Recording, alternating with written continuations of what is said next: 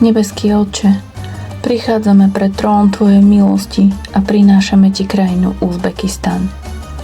Ty vieš, v akej situácii je táto krajina v Strednej Ázii a Ty poznáš týchto ľudí, ktorí potrebujú byť oslobodení.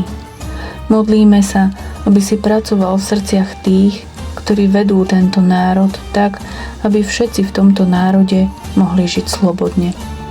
Ó Pane, modlíme sa, aby si zastavil náboženské prenasledovanie, aby Tvoja cirkev mohla slobodne uctievať a hovoriť dobrú správu a kázať Tvoje slovo. Modlíme sa, aby neveriaci mohli mať možnosť naladiť si kresťanské rádio alebo aj vysielanie a aby ich zasiahla správa Evanjelia. Modlíme sa, aby pastori mohli mať biblické vzdelanie a vedeli, ako dodať veriacim vieru a silu a odvahu uprostred prenasledovania. Modlíme sa, aby sa Tvoja cirkev nevzdala a mohla rásť a multiplikovať sa napriek prenasledovaniu. Pane, vieme, že Ty miluješ moslimov a rovnako tak aj každého muža a ženu bez ohľadu na ich náboženstvo alebo kultúru. Modlíme sa, priprav srdcia uzbeckých moslimov na prijatie Tvojej dobrej správy.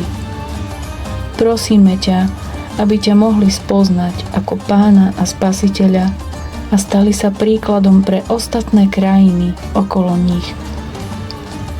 Modlíme sa za nezasiahnuté etnické skupiny v tomto národe, aby mohli byť zasiahnuté Tvojim evanjeliom. Modlíme sa za chudobných, za tých zabudnutých v spoločnosti. Modlíme sa, aby si poskytol financie a pracovníkov, ktorí budú môcť preložiť Tvoje slovo do všetkých jazykov, ktorými sa v Uzbekistane hovorí, tak aby každý bez výnimky mal možnosť počuť mocnú správu Božieho slova.